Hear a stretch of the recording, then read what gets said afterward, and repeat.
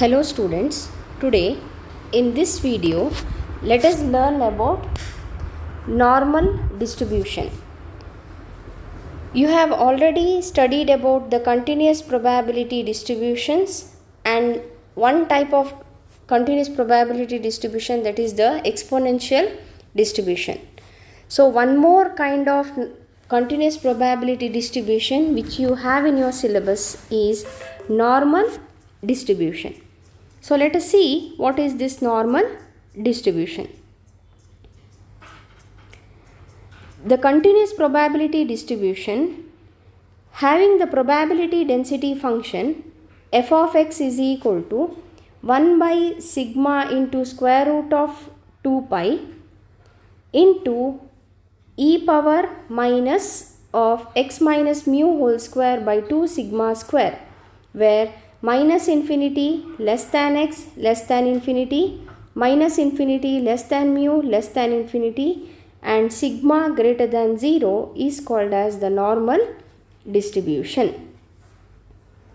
For the normal distribution, the mean is found by mu and the variance is given by sigma square. Now let us see what is this standard normal distribution. You have already seen in the definition of the continuous distributions. For a continuous distribution, p of a less than x less than or equal to b is given by integral a to b f of x dx.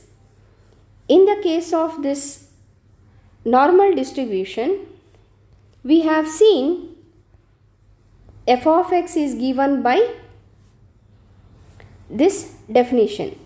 So, in the place of f of x, if I put the above integral, we get p of a less than or equal to x less than or equal to b is equal to 1 by sigma into square root of 2 pi. We will write outside the integral as it is free from x, hence it is a constant, so we will write outside.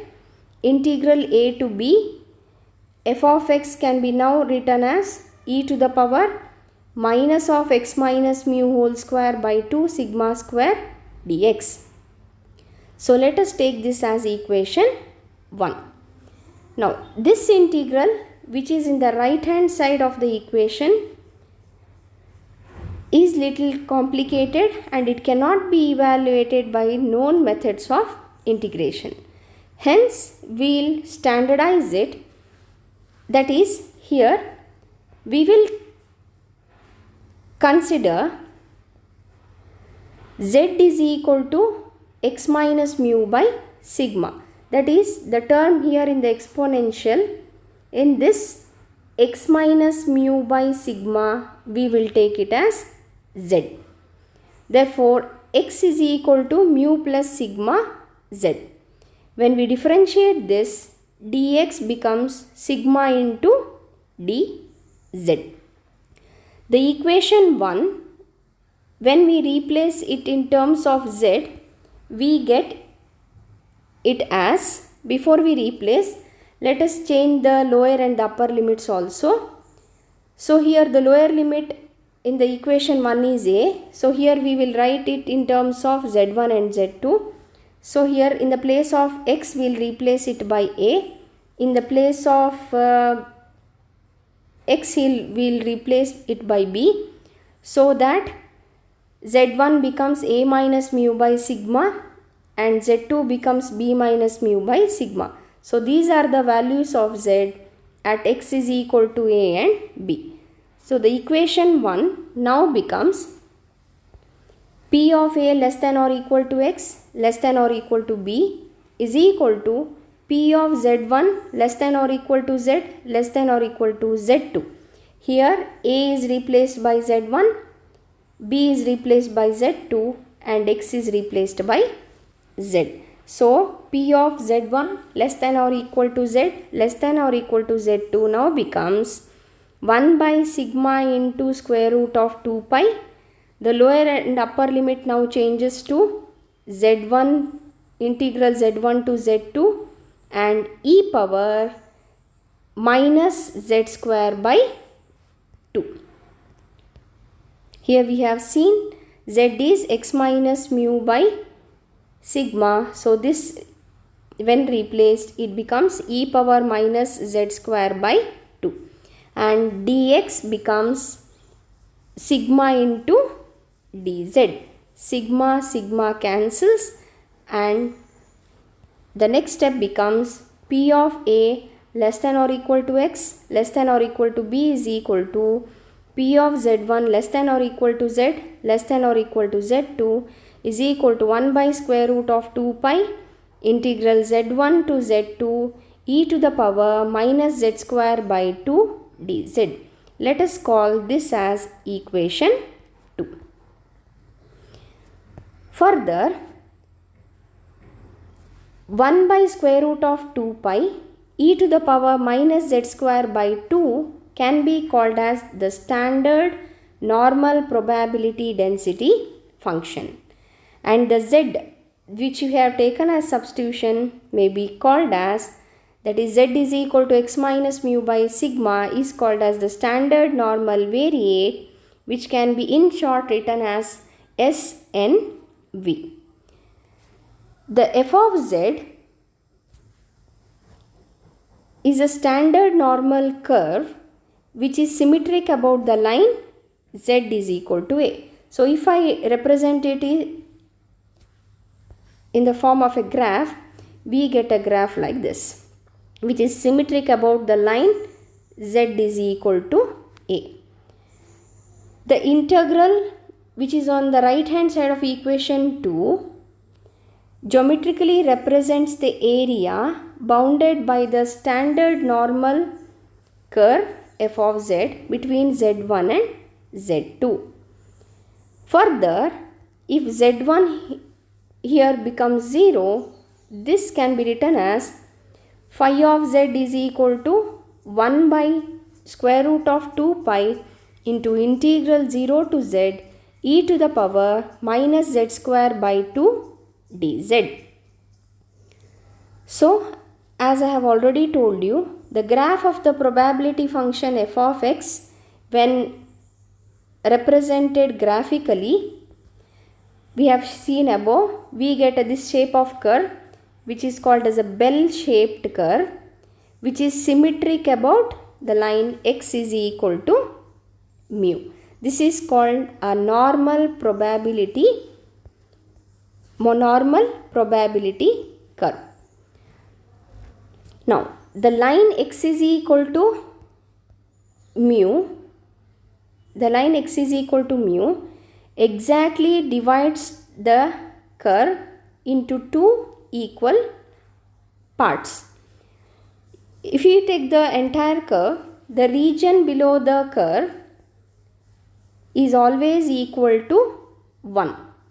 So, when this line x is equal to mu divides this curve, it divides the curve into two equal parts, so that we can say the half of the curve which is to the right of the line x is equal to mu is equal to 0.5, and the part of the curve which is to the left of the line x is equal to mu is also equal to 0.5. So the two equal halves of the line of the curve to the right and left of the line x is equal to mu is 0.5, so that the entire area below the bell shaped curve is 1. So the line x is equal to mu divides the total area of the curve into two equal parts, that is the area on the right as well as left of the curve x is equal to mu is 0.5. Now this is about the definition and the distribution function of the normal distribution. Now to solve the problems in normal distribution, we consider a table which we call it as the normal probability table, which is as shown here. So we have to use this table to solve the problems in the normal distribution. Now let us continue and I'll show you how to use this normal distribution table. So to understand this, let us take 2 or 3 examples. Now let us see, if I have to find the value of phi of z at z is equal to 0.5, how we'll use the table. So let us find now phi of 0.85. First of all, what we'll do, we will split this 0.85 as 0.8 plus 0.05. Now if you take the table, what I'll do is, I'll try to find this 0.8 in the first column, that is here in the z. If I try to find 0.8, you see that I'll get 0 point somewhere here. This is 0.8. And in the first row, I'll try to find that 0.05. So in the first row, I'll get 0.05 here. Now let us try to join these two. Now this 0.8 I'll extend horizontally, and this 0.05 I'll extend vertically below. This will join at the point 0.3023. So the value of phi of 0.85 is 0.3023, which is written here. Phi of 0.85 is equal to 0.3023. Now let us see one more example, and let us try to find the value of phi of 2. So if I split this again, 2 can be written as 2.0 plus 0.00. So I'll try to find this 2 in the first column and 0.00 in the first row. So if I consider the table here,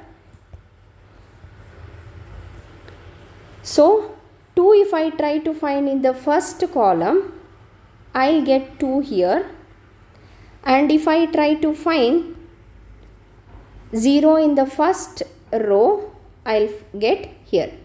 So if I coincide these two, or if I join these two, this will join at a point 0.4772. If I join these two, this will coincide at the point 0.4772. So the value of phi of 2.0 is 0.4772. Let us see one more example. Let us try to find the value of phi of 1.75. Phi of 1.75 we'll find like this. Z is 1.75. We'll split it as 1.7 plus 0.05. This 1.7 I will try to find in the first row, and this 0.05 I will try to find it in the first column. Let us use the normal probability table and check.